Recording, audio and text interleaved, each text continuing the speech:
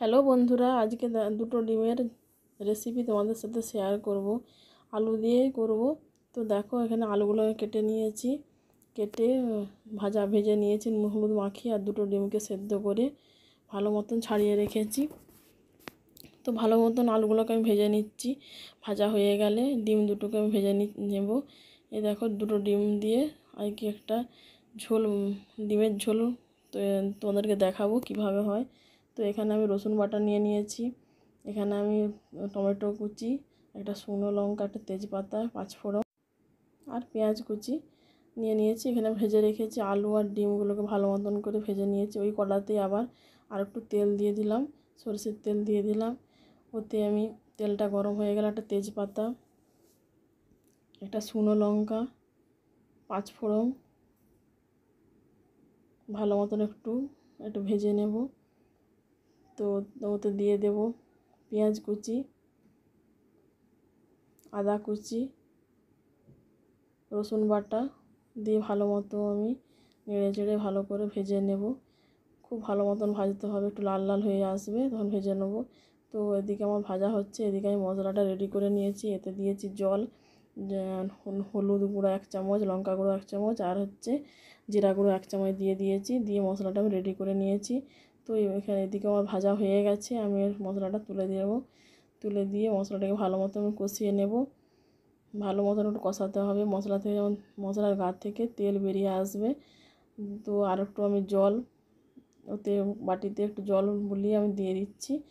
তো আরও একটু ভালো মতন একটু মশলাটা কষে, মশলা যেন গন্ধ না ছাড়ে। তো আমি একটু কাশ্মীরি লঙ্কার গুঁড়ো একটু দিয়ে দেবো, কালারটা ভালো আসবে, তার জন্য আমি কাশ্মীরি লঙ্কার গুঁড়ো দিয়ে দেবো। দিয়ে ভালো মতন আর একটু কষিয়ে নেব। তো কষাতে কষাতে আমি ওতে আলুগুলো তুলে আর একটু ভালো মতন কষিয়ে নেব। কষানো অনেক একটু 5 মিনিট ধরে আমার কষাতেই হবে। তো ওদিকে ভালো মতো কষানো হয়ে গেছে, আমার কষা হয়ে গেছে। তো আমি এদিকে আমি জল ঢেলে দেব। তো তোমরা ঠান্ডা জলই দেবে, গরম জলও দিতে পারো, আমি ঠান্ডা জলই দিলাম। তো জল দিয়ে দিলাম, দিয়ে 1 চামচ নুন দিয়ে দেবো। জলটা ফুটে আসবে, তো 1 চামচ নুন দিয়ে দেবো। দিয়ে অল্প আঁচে ফুটে গেলে, একটু অল্প আঁচে এটাকে আমি ঢাকা দিয়ে দেবো। অল্প আঁচে দিয়ে ঢাকা, আলুগুলো সেদ্ধ হবে।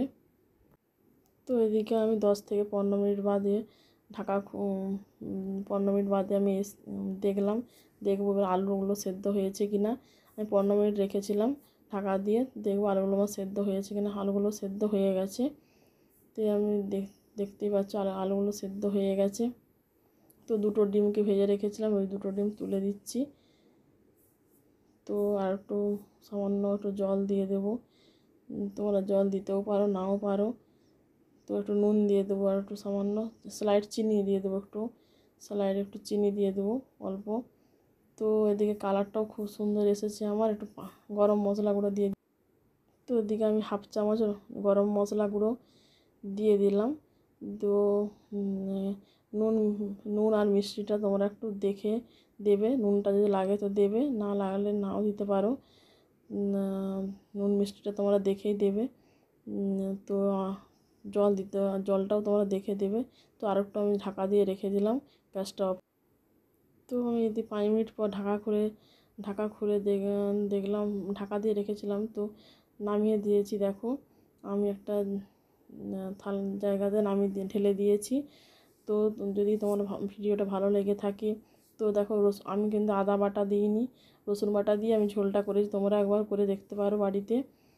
তো রসুন বাটা দিয়েও ডিমের ঝোল করা যায়। তো দুটো ডিম দিয়ে আমি করেছি, অল্প ডিম দিয়েও যদি ভালো লেগে থাকে, লাইক, কমেন্ট, শেয়ার, সাবস্ক্রাইব করতে ভুলো না। তো এখানে ভিডিওটা শেষ করলাম।